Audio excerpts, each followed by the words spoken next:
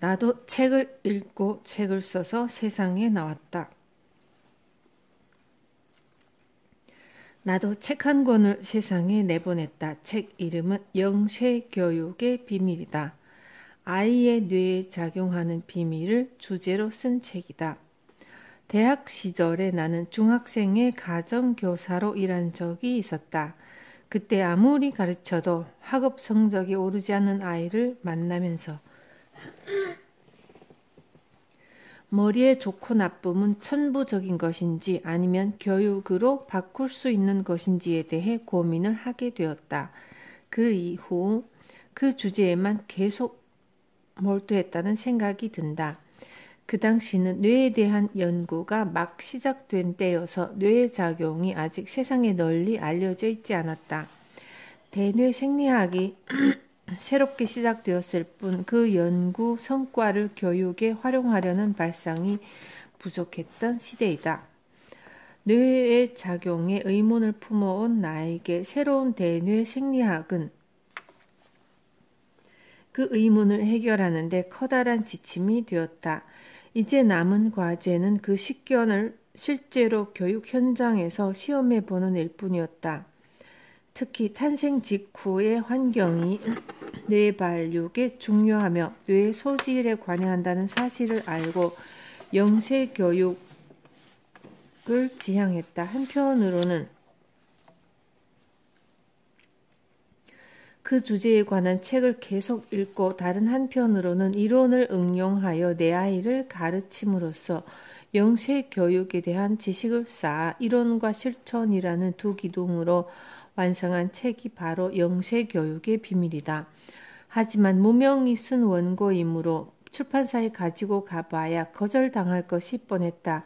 그래서 자비로 출판하기로 마음먹었다. 그 당시 돈으로 68만 엔을 투자하여 에이코 출판사에서 자비 출판 형식으로 2,000부를 찍어냈다.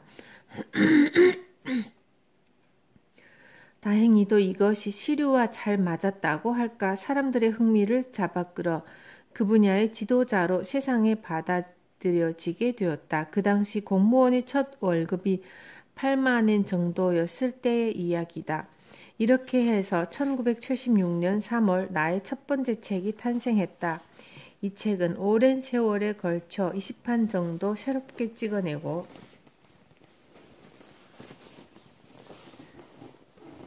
10만 부 이상 판매되는 스터디셀러가 되었다. 내 인생은 이 한 권으로 바뀌기 시작했다.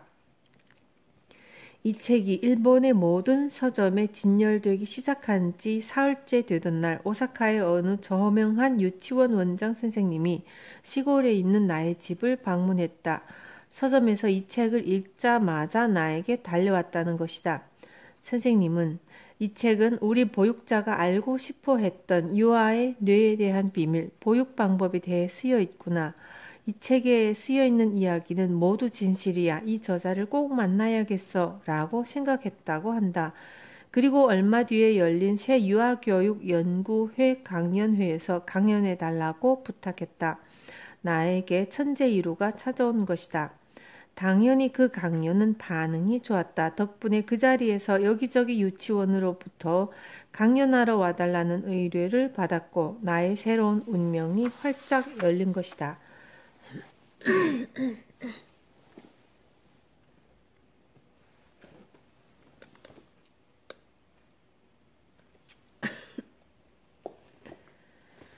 훌륭한 책 한 권이 사람을 만든다. 책을 읽는 가장 큰 목적은 자신을 닦아 세상에 이로운 일을 할 수 있는 사람이 되기 위해서이다.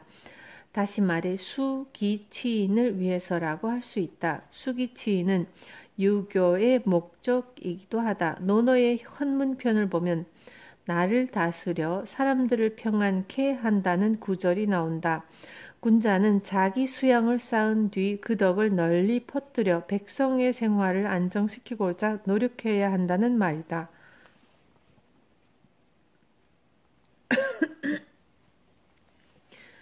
수기치인이란 인격을 닦아 인간성이 높아지면 다른 사람을 지도할 수 있으며 정치 이외에도 모든 일에 세상에 이로운 사람이 될 수 있다는 뜻이다.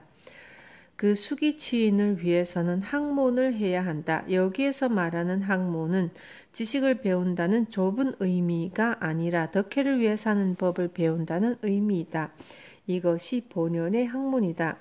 덕혜란 덕으로 살고 지혜로 산다는 뜻이며 지혜란 사람으로서 어떻게 살지를 깨닫는 것이다. 겐로쿠 시대 교토에 살던 단초라는 이름 높은 독학승려가 있었다. 그는 일언방담이라는 책을 냈는데 그 서문에 덕행은 근본이다. 학문은 끝이다. 사람을 가르치는 일은 다시 그 끝이다. 만약 그 본말을 알면 도에 가까워진다라는 말이 나온다. 옛날 사람들은 학문이라고 하면 지식을 얻는 학문이 아니라 덕으로 사는 법을 배우는 학문이 본연의 학문임을 모두 알고 있었다. 책을 읽는 본래 의미는 그처럼 지식을 얻기 위해서가 아니라 몸을 닦기 위해서이다. 그러므로 곁에 두고 인생의 경계로 삼을 수 있는 책이 반드시 있어야 한다.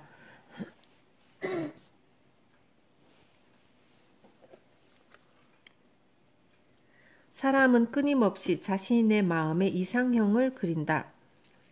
사숙하는 인물을 갖는다. 만약 그런 인물이 가까이에 없으면 늘 인생의 경계로 삼을 만한 책이라도 찾아야 한다. 그만큼 자신을 심화할 각오가 필요하다. 사람은 배우지 않으면 인생을 천박하고 경솔하게 마치기 십상이다. 인생은 속이 깊으며 얽히고 설킨 인연과 복잡하기 그지없는 사건의 그물로 이루어져 있다. 이것을 자신의 좁은 독단으로 다 풀었다고 생각하면 인생의 깊은 곳에 절대로 다다를 수 없다. 너무나 단순하게 잘라버리면 중대한 사실을 못 보고 지나칠 위험이 있다. 그런 일이 없도록 인생을 깊게 볼 지침이 필요하다. 사람은 그 지침이 되는 책을 가져야 한다. 옛날부터 학문의 깊이를 추구하는 사람은 곁에 두고 인생의 경계로 삼을 만한 책을 찾으려고 노력했다. 예를 들어 사이고 다카모리는 사토 이사이의 언지사록을, 오규 소라이는 대학 언해를 늘 가까이 했다고 한다. 곁에 두고 인생의 경계로 삼을 만한 책. 장량은 훗날 한나라를 세운 유방의 군사가 되어 유방을 성공시킨 저명한 인물이다. 그는 춘추 전국시대 말기에 한나라의 재상집에서 태어났다.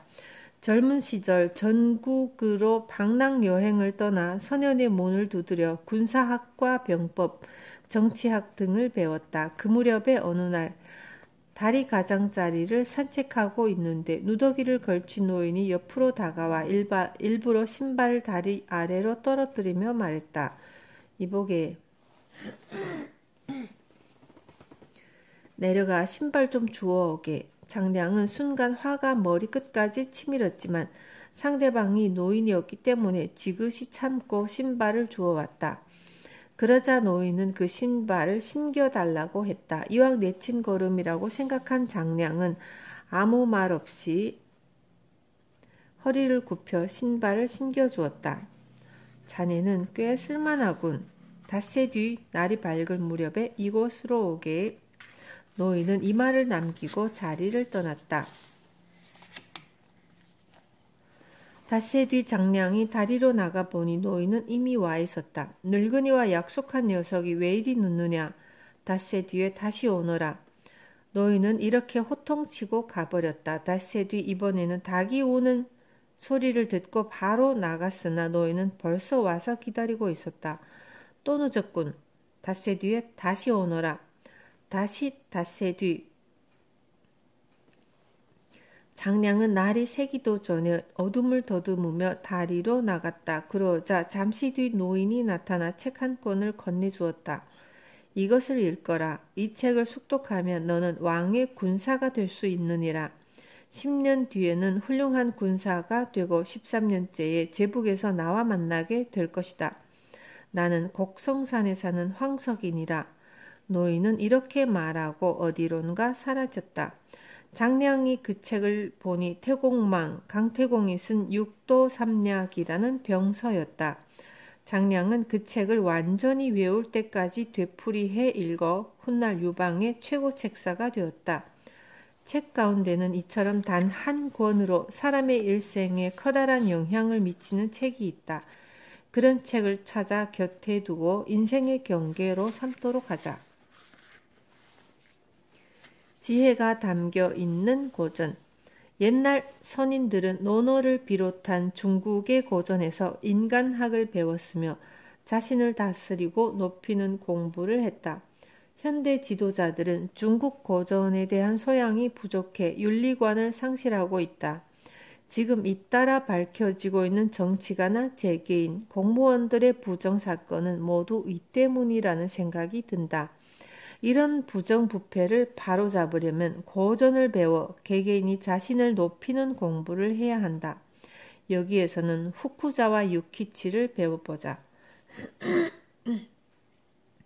후쿠자와 유키치는 1835년에 오사카의 나카스번의 구라야시키의 집에서 하급 무사의 아들로 태어났다. 14살 무렵까지는 별로 책을 읽지 않았다고 한다. 문득 돌아보니 주변은 모두 책을 읽고 있는데 자신만 책을 가까이 하지 않는 것이 어쩐지 부끄러웠다.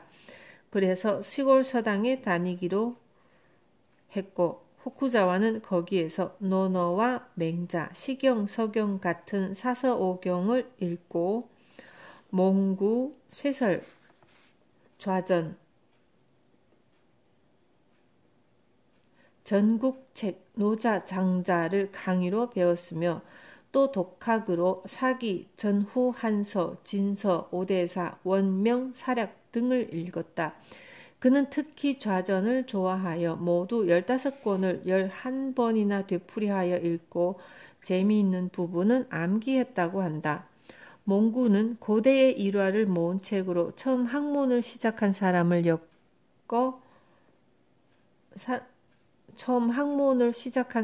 위해 엮여 있다. 세설은 세설 신어를 줄인 말이다. 전국책은 전국시대의 변론가의 변론을 모은 책으로 명문장이 많이 실려 있기로 유명하다.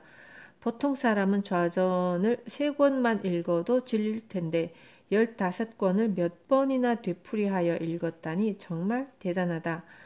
후쿠자와 유키치는 사상가이고 교육가이다. 게이오기주쿠를 창설했으며 학문을 권함이라는 책을 썼다. 이런 유키치도 다른 사람보다 열심히 고전을 읽어 큰 인물이 되었다. 태평양 전쟁 이전에 네로라 하는 인물은 거의 다 중국 고전을 깊이 읽었다. 지금은 그런 습관이 없어졌지만 종전까지 사람들 사이에서 중국 고전은 필독서라고 해도 좋을 만한 존재였다.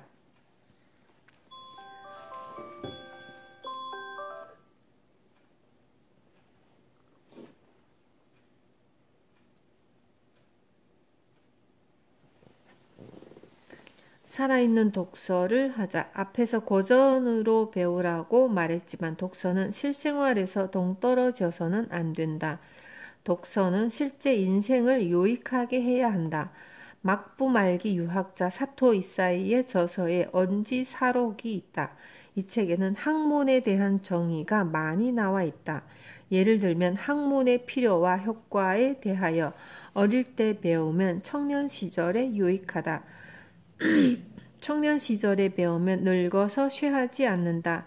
늙어서 배우면 죽어서 썩지 않는다고 쓰여 있다. 또 다음과 같은 글도 있다. 학문은 실학이어야 한다. 살아있는 실제 학문을 하는 일이 중요하며 죽은 학문은 아무런 도움도 되지 않는다. 후쿠자와 유키치도 학문을 권함에서 학문이란 어려운 글자를 알거나 어려운 고문을 읽거나 와카를 즐기는 일이 아니라 와카. 일본 고유의 시. 실생활에 도움이 되는 실학을 배우는 일이다. 고문이나 와카를 읊조리는 일도 중요하지만 그것은 어디까지나 취미로 즐기기 위한 것이다. 옛 역사는 잘 알면서 쌀의 시세를 모르는 사람은 진짜 학문을 한 사람이라고 말할 수 없다고 말한다. 독서가 사람으로 사는 실생활에 도움이 되지 않는 죽은 독서가 되지 않도록 주의해야 한다. 꿈을 이루어주는 독서법과 보물지도 모츠즈키 도시타카.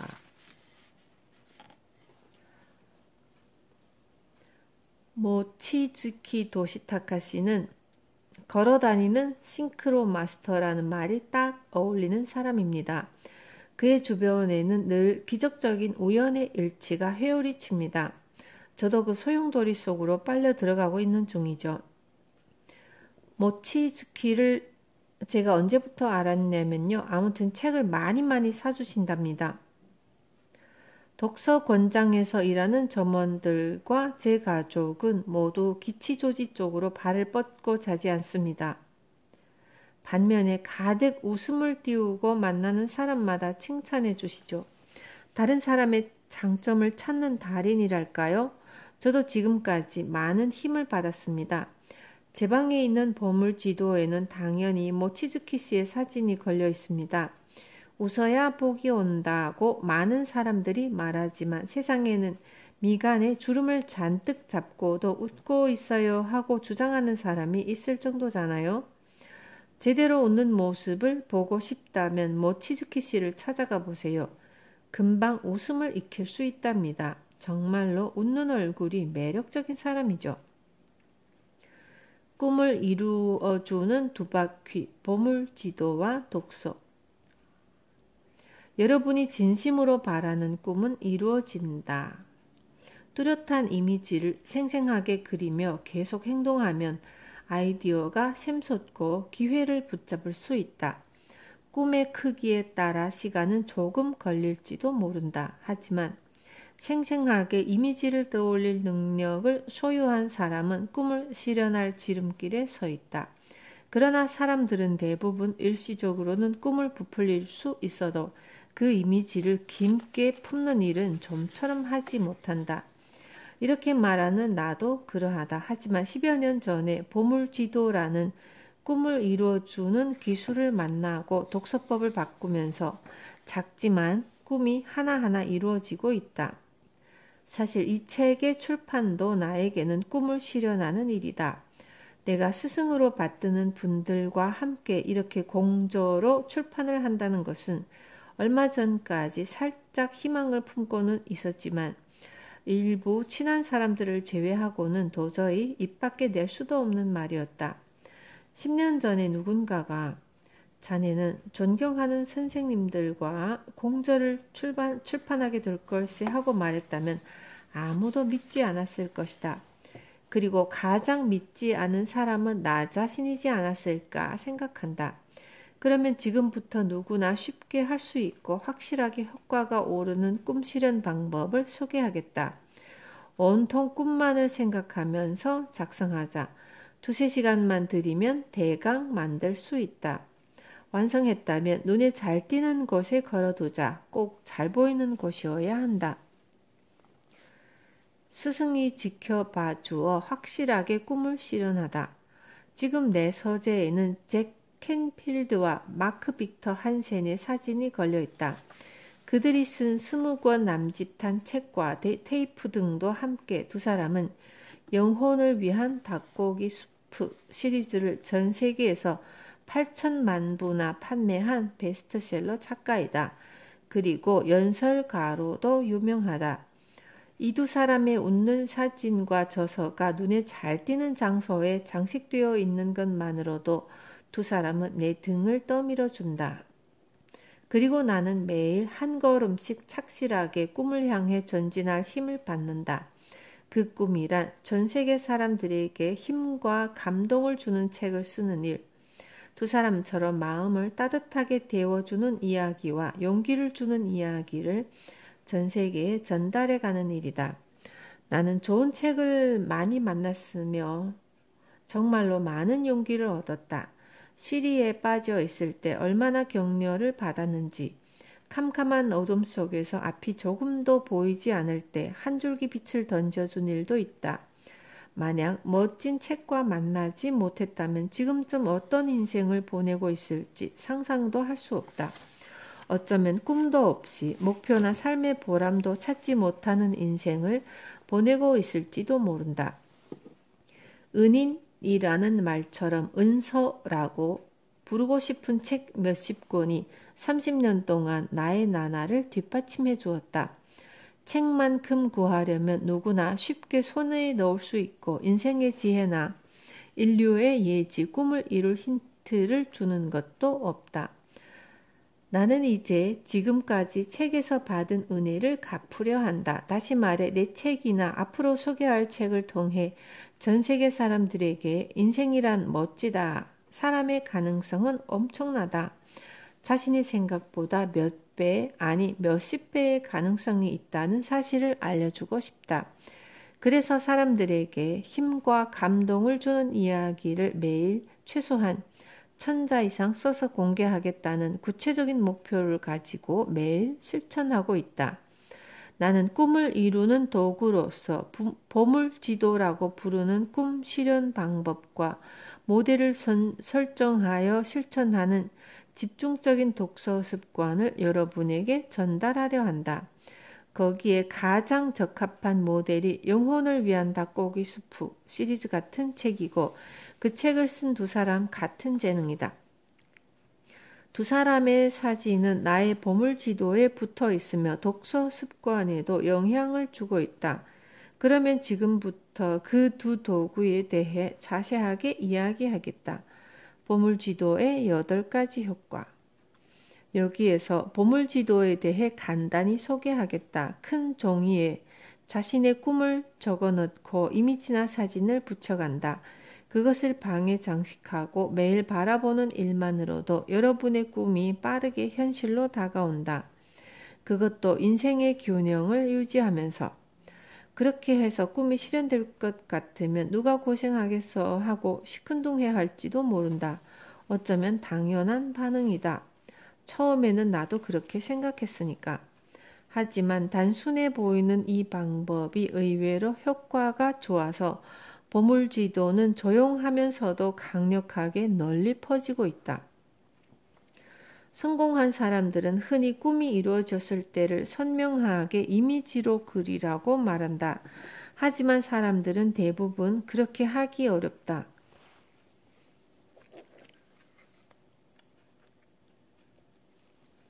눈을 감으면 그냥 캄캄해질 뿐이라는 사람이 많다. 더구나 선명하게 이미지를 그리는 일을 습관화할 수 있는 사람은 거의 없다. 그런 문제를 훌륭하게 해소하고 간단히 실천할 수 있게 하는 방법이 보물지도라는 방법이다. 그러면 왜 보물지도가 간단히 효과를 올리는 걸까? 주된 이유를 열거해보자. 이 가운데 대부분이 나중에 말할 독서법이 효과를 올리는 이유와도 관련되어 있다. 첫째는 꿈이 이루어지거나 목표가 달성되었을 때의 이미지가 뚜렷해지고 열정이 샘솟으며 의욕이 생겨 꿈을 오래 꿀 수 있다. 감정을 동반한 이미지로 인해 잠재의식에 강하고 계속적으로 작용한다. 의식의 96%를 차지하는 잠재의식을 활용하자. 목표를 종이에 쓰는 말도 강렬하지만 목표를 종이에 쓰는 일도 이미지가 더욱 강력하게 작용한다. 매일 보물지도가 눈에 들어와 자연히 노력하는 느낌은 없는데도 정보가 모이고 기회가 확대되면서 아이디어가 샘솟아 행동하게 된다. 항상 꿈이나 목표를 의식하기 때문에 모든 행동과 사고가 목표를 향해 합리적으로 나아가기 쉬워진다. 쓸데없는 행동을 하지 않게 된다. 꿈과 목표를 거듭 생각하게 되어 막연하거나 인생의 균형이 결여된 희망이 아니라 진심으로 실현하고 싶은 목표로 변해간다. 자기 이미지가 높아져 목표나 이상적인 상황을 끌어당기기 쉬워진다. 능력이 있어도 자기 이미지가 낮으면 주눅이 들어 모처럼 찾아온 기회를 제대로 살리지 못한다. 자연스럽게 행복 실감형, 감사 실천형, 성공 추구형 인간이 되어 운을 불러들인다. 노력하고 있다. 애쓰고 있다는 고통이 적어 습관화할 수 있다. 작심삼일 극복. 매력적인 목표에 도전해 가다 보면 많은 것이 손에 들어온다. 도전하는 사이에 능력이 닦이고 경험이 쌓이며 지원자나 인맥도 많이 생긴다. 이 밖에도 이유는 여러 가지가 있지만 대표적인 것을 열거했다. 보물지도를 간단하게 작성하는 5단계. 그럼 보물지도를 만드는 방법을 소개하겠다. 1단계. 모조지나 A1 정도의 큰 백지나 코르크보드를 준비한다. 맨 위에 여러분의 이름이나 별명을 넣어 땡땡땡의 보물지도라고 쓴다.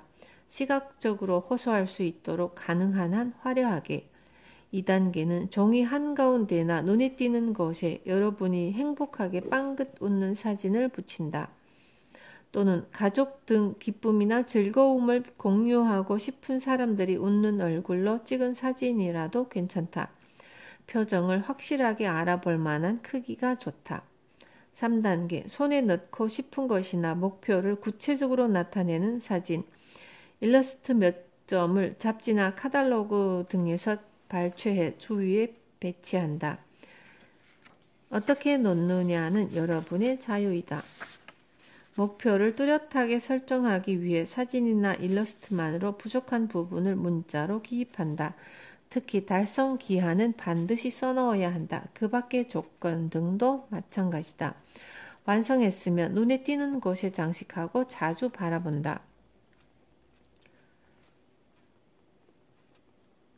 이렇게 하면 꿈을 실현한 사람들이 주장하는 항상 이미지를 뚜렷하게 그려라 하는 말을 누구나 간단히 실천할 수 있다.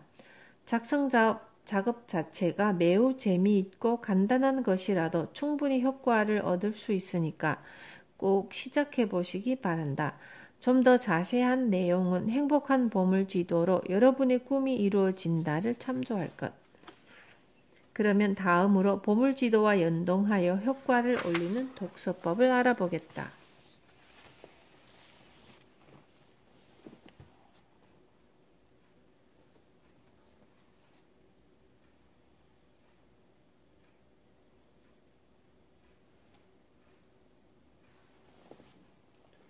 스승과의 만남을 소중히 한다.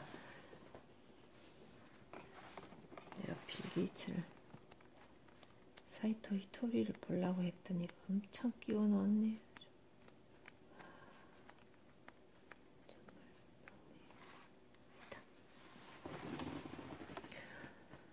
스승과의 만남을 소중히 한다. 마이크로소프트의 창시자인 빌 게이츠는 어떻게 성공을 거두었습니까? 라는 질문에 성공의 비결, 그건 원대한 꿈을 꿀 수 있느냐, 어떠냐에 달려있죠. 하고 대답했다. 보물지도는 그런 꿈을 꾸는데 매우 도움이 될 것이다. 같은 질문에 미국 인터넷 업계의 영웅 로버트 알렌,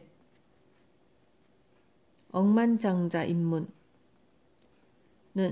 모두 지도자의 자질이 높기 때문이죠 하고 대답한다. 다시 말해 자질이 높은 여러 스승 밑에서 배우는 일이 성공의 비결이라는 말이다.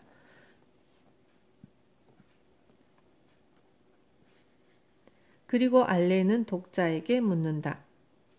여러분의 스승은 누구입니까? 이 질문에 스승이라고 부를 만한 분의 이름을 열거할 수 있는 사람은 좋지만 그렇지 않으면 여러분이 지극히 평범한 사람이라면 여러분의 스승은 친구들일 것입니다.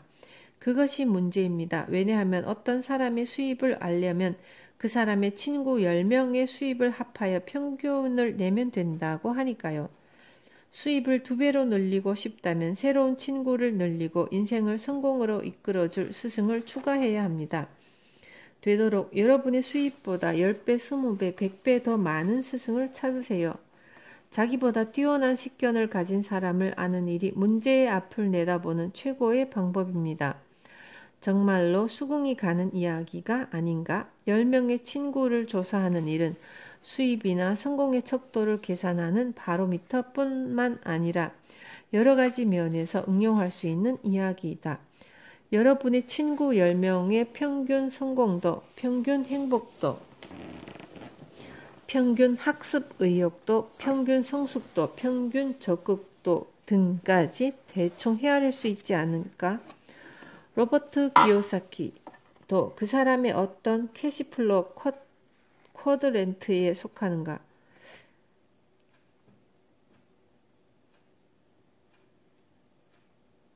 는 친구 10명을 보면 알 수 있다고 한다. 샐러리맨은 샐러리맨 친구로 둘러싸여 있고 자영업자의 주위에는 자영업자가 많을 것이다. 기업 사장님은 기업 사장으로 투자가는 역시 투자가로 둘러싸이게 될 것이다. 끼리끼리 모이는 일은 어느 세계에나 존재한다. 그렇지 않다고 주장할 사람도 있을지 모른다. 그러나 적어도 여러분이 가치를 두는 일에 대해서는 대략 그런 경향이 나타날 것이다. 정신적인 만족도에 가치를 두는 사람은 친구 10명의 평균만큼 정신적으로 만족하고 있을 것이다. 수입에 가치를 두는 사람은 수입 면에서 친구 10명의 평균에 가까울 것이다. 이 때문에 꿈을 이루는데 즉시 효과를 나타내는 방법으로 강조되는 말이 있다. 운이 좋은 사람과 사귀어라. 이미 성공한 집단 속에 들어가라. 우수한 지도자에게 배워라 등이 그것이다. 하지만 그렇게는 말해도 현실적으로 지금 자신보다 훨씬 능력이 뛰어난 사람이나 수입이 많은 사람과 인연을 맺는 일은 그렇게 간단하지가 않다. 그러면 어떻게 해야 할까 하는 의문이 솟구쳐 오른다. 평소에 사귀는 친구를 보면 여러분의 수입이나 성공을 가늠할 수 있다는 말에 대해 나는 평소에 접하는 책이나 테이프 그리고 인물로 장래의 여러분의 모습이 결정된다고 말하고 싶다. 현실적으로 스승을 찾아 직접 지도를 받는 일이 어려워도 책이나 테이프로 우수한 스승을 선택함으로써 그에 준하는 효과를 얻을 수 있다. 그리고 책이나 테이프라면 여러분 마음대로 스승을 고를 수 있는 장점이 있다. 초인류가 될 때까지 앞서가고 있는 사람의 장점을 흉내내는 것이 성공의 왕도이다.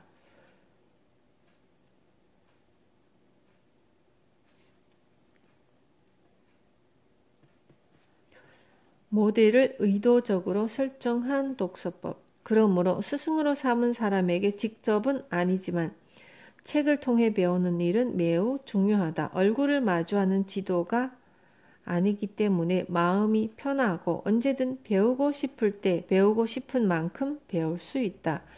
게다가 동서고금의 모든 스승, 그것도 여러 명에게 배울 수 있다.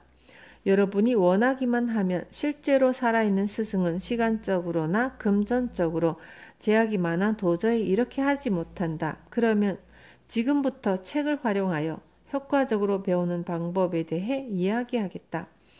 스승이나 모델을 골랐다면 어느 일정 기간 동안 철저하게 집중하여 모델로 삼은 사람의 사고방식과 생활방식의 진수를 배운다.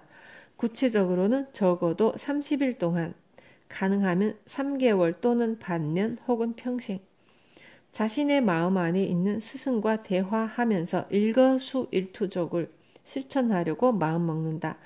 그러기 위해서는 다음과 같은 준비를 하면서 진행해야 한다. 첫째는 먼저 여러분이 스승으로 삼고 싶은 사람을 한 명 고른다.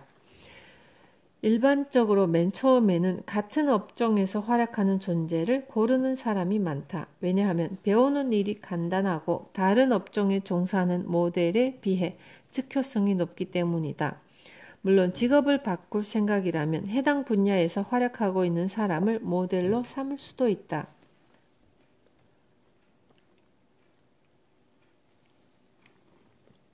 업종이나 직종, 지위는 전혀 달라도 스승으로 받들고 싶은 사람을 선택해도 좋다. 업종이 다르면 같은 업종의 모델에 비해 응용력이 요구된다.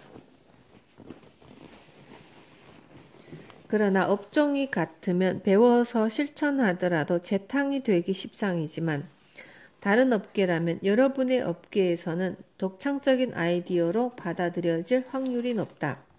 또 일에서는 모델 A, 경영에서는 모델 B, 커뮤니케이션에서는 C, 인격은 D와 같이 여러 스승을 염두에 두는 사람도 있을 것이다. 그 사람들을 차례로 스승으로 모실 수 있기 때문이다. 나는 개인적으로 이 방식을 추천하고 싶다. 그러나 맨 처음에는 한 사람으로 좁히자. 모델을 전면적으로 존경할 수 있다면 가장 좋겠지만 인간이므로 완벽한 사람은 없다. 그러므로 여러분이 모델로 삼아 배우고 싶은 부분만 본받으면 된다. 모델을 선택할 때에는 모델이 쓴 책이나 모델에 대해 쓰인 책이 몇 권인가를 고려해야 한다.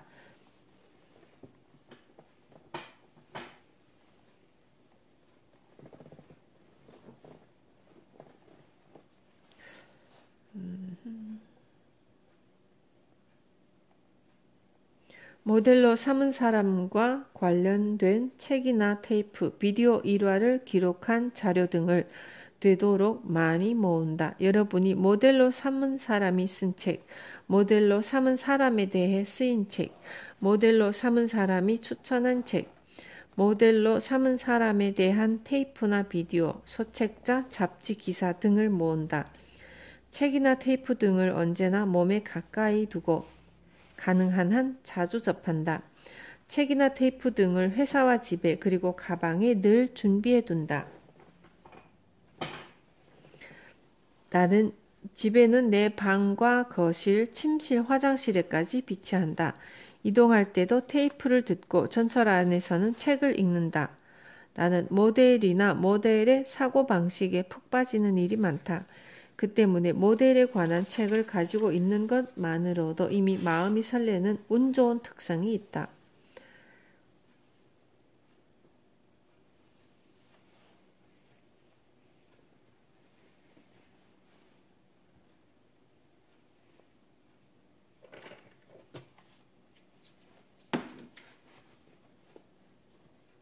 모델에 관한 정보 가운데 모범으로 삼고 싶은 일로 머리와 마음을 가득 채운다. 뭔가 과제가 있거나 기회가 찾아오거나 인간관계 때문에 고민할 때 모델로 삼은 사람이라면 어떻게 생각하고 결단하고 행동할지 자문자답하고 결단하고 행동한다. 그리고 그 결과를 검토하고 다음에 보충한다. 그리고 독서나 테이프로 모델을 연구한다. 한 모델을 철저하게 연구하여 완전히 자기 것으로 만들었다면 다음 모델을 연구하고 자기 내재화를 진행한다. 사람을 보는 눈이 길러진다. 모델 A가 주목하지 않았지만 모델 B의 책을 접함으로써 모델 A가 미처 의식하지 못했던 일이 명확해져 모델 A의 노하우로 정착시킬 수 있다. 모델의 공통항이 명확해진다. 그러면 보편성이 생겨 더욱 확신할 수 있기 때문에 몸에 익힐 의욕이 샘솟는다. 무슨 말을 하는지는 잘 알겠지만 좀처럼 실현하기 어렵겠는걸 하고 주저하는 사람도 있을지 모르겠다. 그러나 다음에 말할 7가지 요점을 유의하면 큰 효과를 올릴 수 있다고 확신하게 될 것이다. 성공하는 사람이 의식적으로든 무의식적으로든 실천하고 있는 독서법이니까 말이다.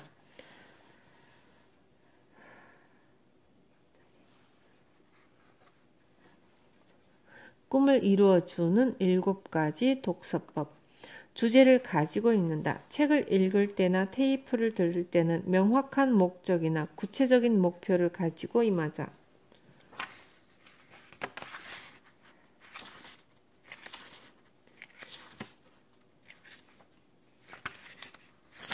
이 사람 진짜 재미없다. 환장하시겠네.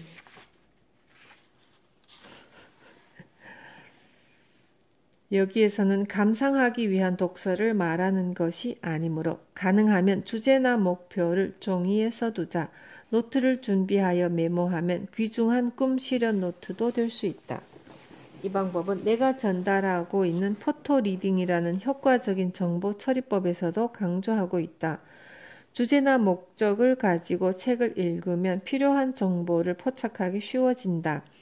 때로는 정보가 눈으로 날아드는 듯한 느낌이 들기도 한다. 다시 말해 정보 처리가 빨라 필요한 내용을 순간적으로 발견하기 쉬워지는 효용이 있다.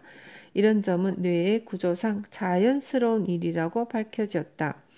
인간의 신경 조직에는 중요도에 따라 차단할 정보와 받아들일 정보를 자연스럽게 추려내는 기능이 입력되어 있다.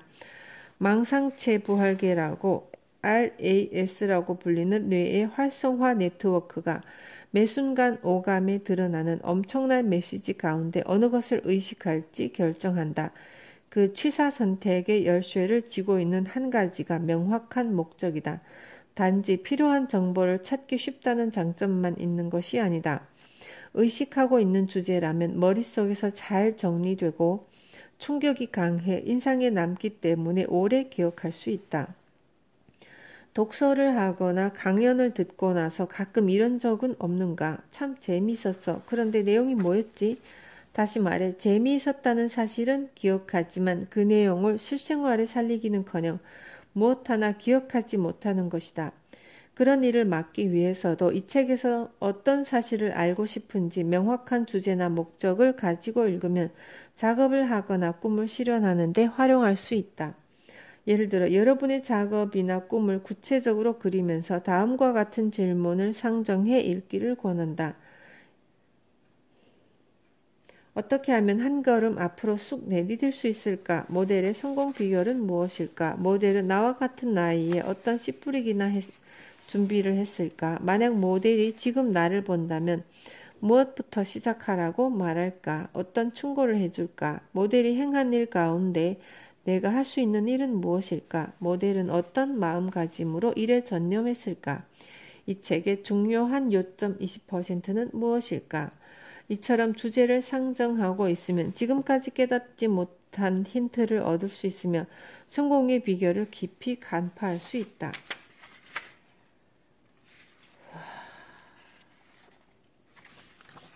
때린다.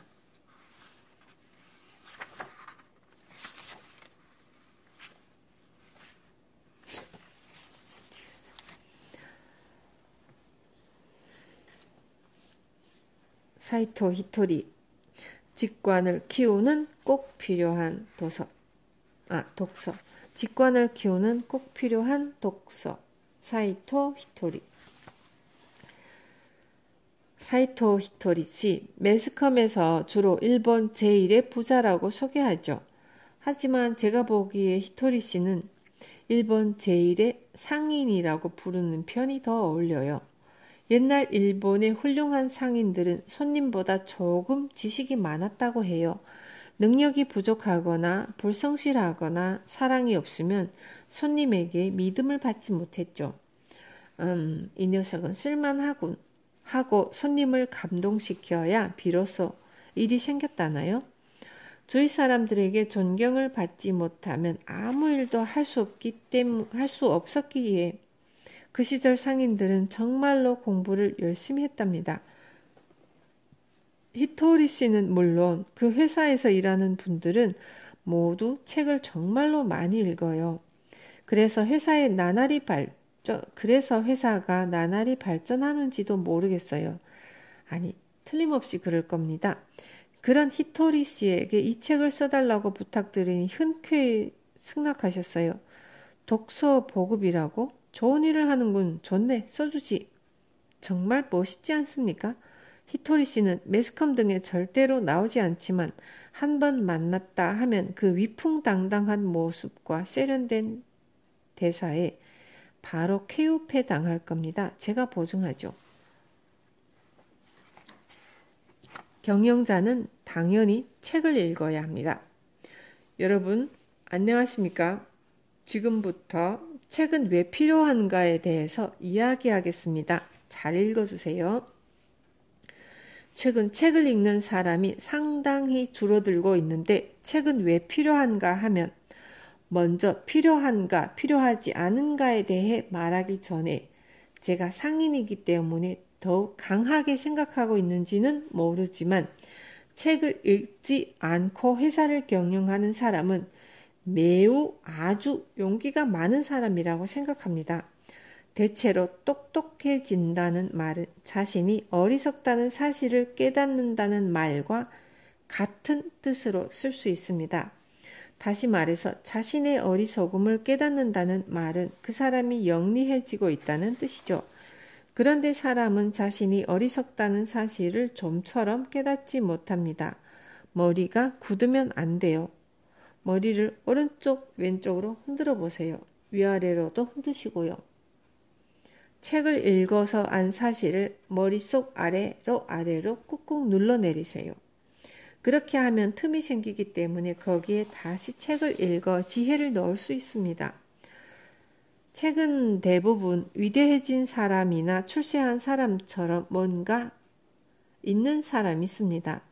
그런 사람이 제가 살아오면서 실천해 봤는데 이렇게 하면 잘 되더군요 하는 내용을 어떻게 전달하면 좋을지 열심히 생각해서 고생하며 글을 씁니다. 원래 성공 비결은 좀처럼 남에게 가르쳐 주지 않아요. 그런데 뜻밖에도 성공한 사람이 열심히 어떻게 하면 사람들이 쉽게 알아들을까 생각하며 고생해서 쓴 것이 책이란 말입니다. 예를 들어 15,000원 하는 책이 있다고 합시다. 그 안에는 엄청난 재산이 들어있죠. 보물찾기라도 하듯 잘 진지하게 읽어보면 어마어마한 것이 들어있어요. 같은 책을 2번 읽고 그리고 또 3번, 4번 읽다 보면 점점 이해가 깊어져 무척 재미가 생깁니다. 이야기가 조금 옆길로 샜습니다만 사람은 말이에요. 기회가 누구에게나 공평하게 찾아온답니다. 실력대로 실력만큼은 출세할 수 있습니다. 하고 말하면 모두 그래요, 맞아요 하고 맞장구를 치지만 마음속으로는 그렇다고 생각하지 않는 사람이 있습니다. 그런 사람은 남이 출세하면 반드시 그 사람은 좋은 학교를 나왔으니까 부모가 부자니까 하고 입을 삐죽거립니다. 예를 들어 학교 시험에서 10점밖에 맞지 못했더라도 웃으며 열심히 공부하여 다음에 10점을 더 맞으면 전국에서 몇 명이나 제친 셈이 되죠. 그래서 웃으며 다시 열심히 공부해서 10점을 더 맞으면 또 몇 명을 제치게 되고요. 구체적으로 일일이 저 애에 비해서 하고 말하려니까 이야기가 이상해지는 것 아니겠어요? 그런 일은 누군가와 비교하는 게 아닙니다.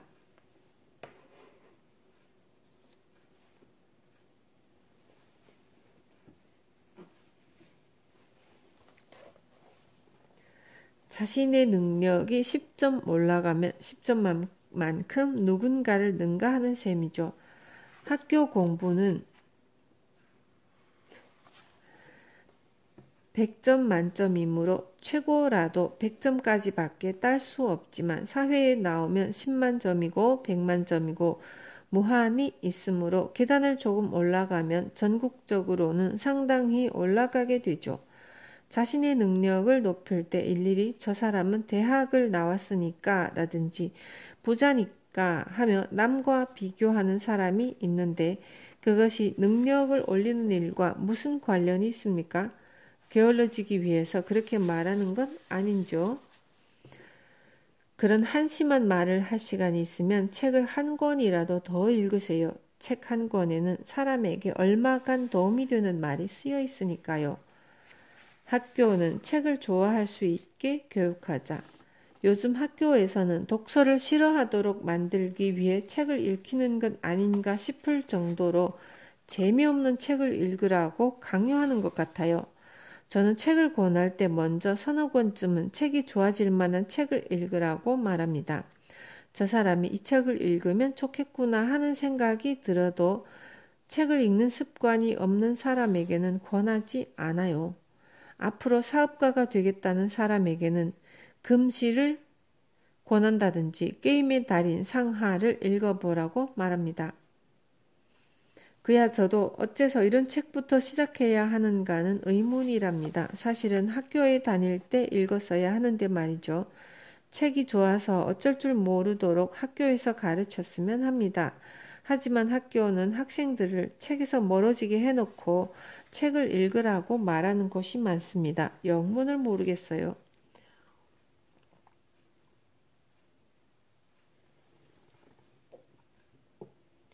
학생들보다 먼저 선생님들이 책을 읽었으면 합니다.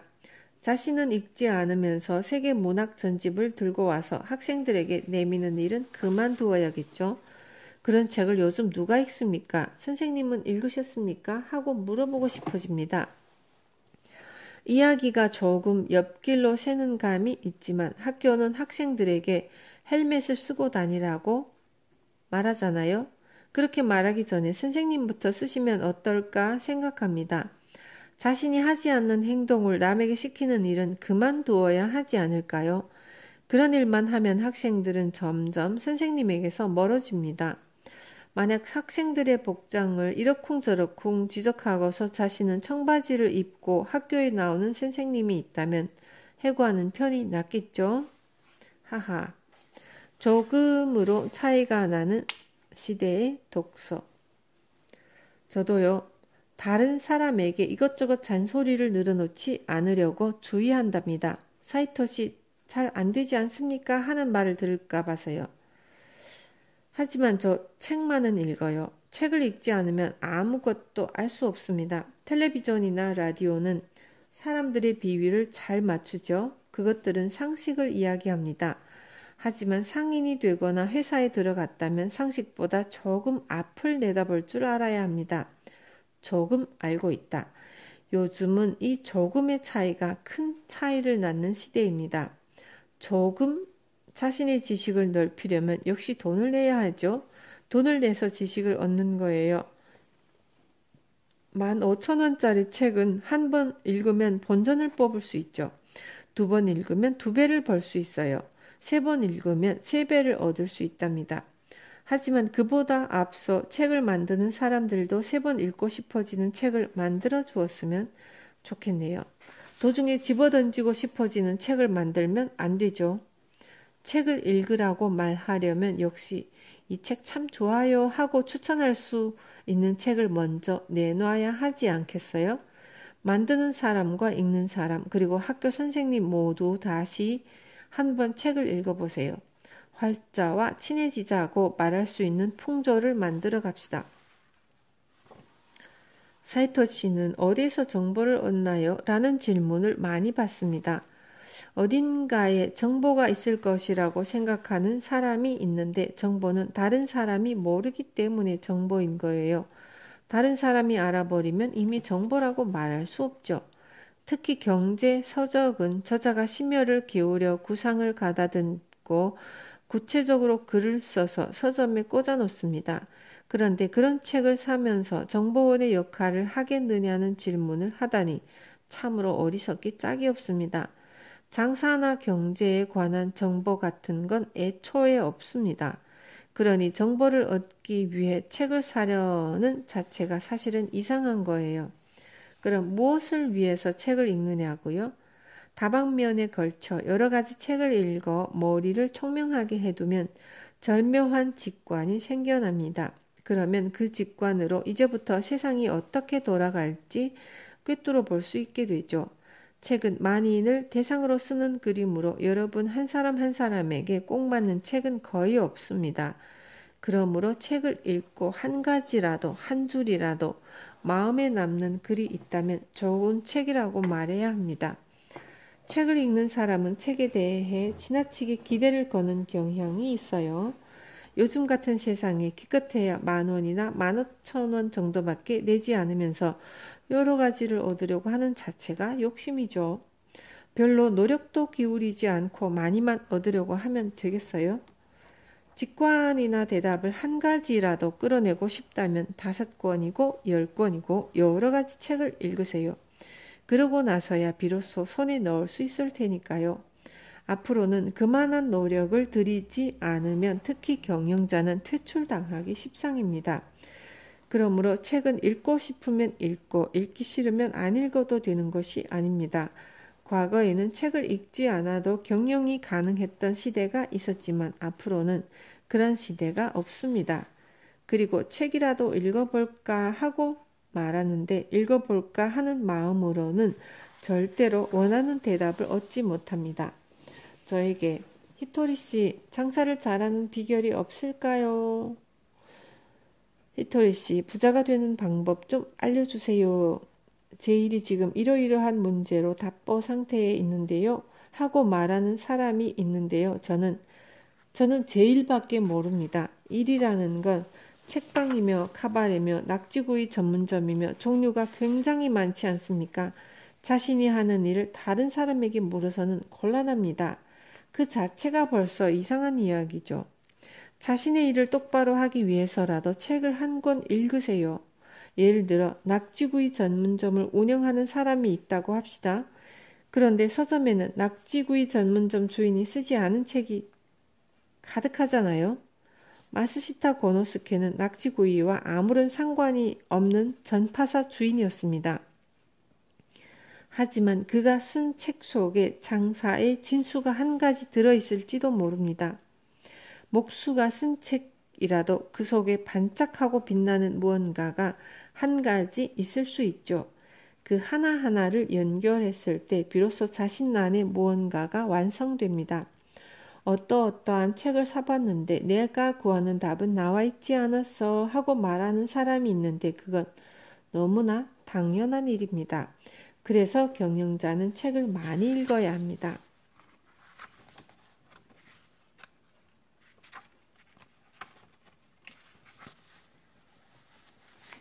목표를 정해서 읽자. 출세하는 사람, 성공하는 사람과 그렇지 못한 사람의 명백한 차이는 무엇입니까? 하는 질문을 자주 듣는데요. 성공하지 못하는 사람은 자신과 관계없는 일에 열심히 매달립니다. 가끔 골프 선수도 아니면서 골프에 푹 빠져 피어나오지 못하는 경영자가 있어요. 그런 사람을 보면 언제부터 프로골퍼가 되었느냐고 묻고 싶습니다. 지금까지 줄곧 책을 읽어야 한다고 말했지만 경영자가 추리소설만 줄창 읽어봐야 도움이 될 리 만무하죠. 역사책도 별로 유익하지는 않습니다. 요컨대 자신과 관계가 있는 책을 읽어야죠. 자신과 관계가 없는 책은 몇 권을 읽어도 소용없습니다. 미국에 어떤 나비가 살고 있는지 아무리 자세히 알아도 자신의 일과는 관계가 없잖아요. 반드시 자신의 일과 관련된 책을 꾸준히 읽어야 합니다. 그러므로 일과 상관없는 책을 읽고 도움이 되지 않았다고 말하는 사람에게는 그것이 오히려 당연하다고 말해야겠죠. 한번 잘 생각해 보세요. 두부집 주인이 방정식을 배웠다고 해서 방정식으로 두부를 만드는 것 아니지 않습니까? 자신과 관련된 일에 흥미를 가지세요. 자신의 일과 관계가 없는 것에만 흥미를 느끼면 반드시 인생의 낙오자가 되고 맙니다. 정말이에요. 먼저 자신에게 필요한 일에 흥미를 가지세요. 그리고 그 일에 인생을 거세요. 일전에 어떤 사람이 영어는 말할 줄 알아야겠죠 하고 묻더군요. 이왕이면 할 수 있는 게 낫겠죠. 하지만 영어를 쓸 일이 없는 사람이 영어를 배우려 다녀봐야 돈만 들 뿐입니다. 게다가 미국이라도 가고 싶어지면 더욱 돈이 들겠죠. 영어가 자네의 일과 무슨 관계가 있는가? 그냥 취미? 취미라면 좋네. 무엇이든 하게. 하지만 영어가 도움이 됩니까? 하고 묻는다면 도움이 될 리 만무하잖아요. 그런 명백한 관계가 없는 일에 전념하면서 제가 하고 있는 일이 어떤 것 같습니까? 하고 저에게 묻기 전에 스스로 생각해 보세요. 스스로 생각하면 그 일이 요용한지 그렇지 않은지 알 수 있지 않습니까? 두부장사가 저희 집 주위에는 외국인이 많이 산답니다 하고 말하면서 영어를 배운다면 좋습니다. 하지만 외국인은 1년에 한 번 올까 말까 한 가게에서 영어를 배워서 뭘 하겠습니까? 책이든 무엇이든 자신에게 필요한 일부터 하세요. 필요 없는 책을 읽으면서 이 책이 저에게 도움이 될까요? 하고 물어봐야 도움이 안 된다고 대답할 게 뻔하죠. 인생을 어떻게 살아야 하는지 먼저 생각한 다음 자신의 목표를 확실하게 정하고 그와 관련된 책을 읽습니다. 자신은 도무지 쓸모없는 책에만 관심이 간다는 사람은 위대해지기 어렵습니다. 인생이란 특별히 위대해지지 않아도 상관없지만 그렇다면 책도 취미라고 말하세요. 취미라면 아무래도 좋으니까요. 취미로 골프를 시작했다가 프로골퍼가 되었다면 그는 정말로 대단한 사람입니다. 취미로 공을 찼다가 프로 축구 선수가 되었다면 천재죠. 하지만 그런 일은 없습니다. 그러니 좀 더 제대로 관역을 겨냥하세요. 관역과 동떨어진 일을 하면서 관역이 있는 곳을 노려봐야 맞을 리 없잖아요. 관역이 아닌 곳을 향해 화살을 쏘면 전부 바깥에 떨어집니다. 아시겠어요? 앞으로 꿈이 무엇인지 진지하게 생각하여 그쪽으로 공부하면 대체로 안심입니다. 샐러리맨이라면 먼저 자신의 회사에 유익해야 합니다. 출세하려면 어떻게 해야 하냐고요? 회사에 일하러 갔다면 회사를 부자로 만드세요. 상사에게, 동료에게, 아랫사람에게 사랑을 듬뿍 받으려 노력하세요. 요즘은 모든 사람들에게 사랑받지 못하면 출세할 수 없는 시대랍니다. 가게도 마찬가지죠. 무엇이든 인간관계는 모두 그렇죠. 회사에 돈을 벌어다 주려면 무슨 공부를 해야 할까? 손님에게 이익을 주려면 무슨 공부를 해야 할까? 그것을 열심히 생각하세요. 회사에 아무런 도움이 안 되는 일만 하면서 출세할 것 같습니까? 하고 묻는다면 출세할 리 없죠. 자격증은 따는 게 좋을까요? 하고 묻는 사람들이 있습니다. 일에 도움이 되는 자격증이라면 따야겠죠. 하지만 아무런 도움도 되지 않는 자격증은 돈만 없어질 뿐입니다. 자기 만족이죠. 그러니까 도움이 되는 일을 하세요. 먼저 책을 읽기 전에 무슨 책이 도움이 될지 생각하십시오. 도움이 될 만한 코너에 가서 책을 고르는 겁니다. 책을 읽고 있어요 하는 말을 들으면 무슨 책을 읽고 있느냐고 반문하고 싶어집니다. 그 책이 도움이 되는지 안 되는지 말이죠. 경영자라면 경영이라든지 경제 같은 코너에 가보셔야죠. 가정주부라면 가정을 화목하게 이끌어가는데 교훈이 될 만한 책을 읽어보시면 좋겠죠. 다양한 코너가 있습니다. 지금 자신에게 필요한 책을 읽으세요. 늘 필요 없는 일에 관심을 두는 사람이 있어요. 바로 실패하는 사람이죠. 자신을 잘 분석해 보세요. 그러면 자기가 좋아하긴 하지만 인생에 아무런 도움이 되지 않는 일을 찾을 수 있을 것입니다. 자기가 좋아하는 일과 자신에게 필요한 일이 딱 일치하는 사람은 좋아하는 일을 하면서 출세할 수 있겠죠. 대체로 성공한 사람들이 이렇게 말하지 않습니까? 좋아하는 일을 하세요. 성공할 것입니다. 그들은 자신이 좋아하는 일을 해서 성공했습니다. 좋아하는 일과 필요한 일이 같았으니까요. 하지만 보통 사람들은 그렇지 않죠. 도움이 되지 않는 일에 흥미가 있습니다. 틀림없어요. 그 일에 돈을 쓰고 노력하여 인생을 망가뜨립니다. 자신을 돌아보았을 때 아무리 생각해도 도움이 안 되는 쪽에 관심이 간다면 이제 더 이상은 안 돼 하고 굳게 마음을 먹어보세요. 이대로 가다간 내 인생은 엉망이 될 것이다.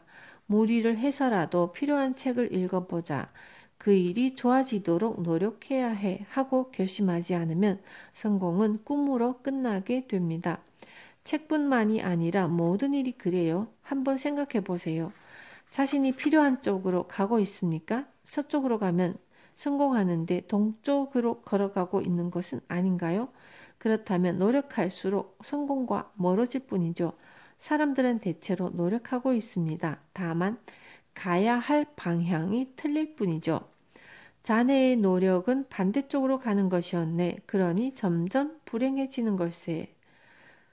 성공하는 사람이든 불행해지는 사람이든 하루는 24시간이며 거의 비슷한 나날을 보냅니다. 비슷한 머리로 비슷한 일을 하고 있죠. 그런데 왜 이렇게 인생이 다른가 하면 불행해지는 사람은 필요하지 않은 일을 좋아하기 때문입니다. 자신에게 부정적인 일에 목숨을 겁니다. 이제 와서 조상을 원망하고 부모를 원망한들 인생이 달라지는 것도 아니잖아요.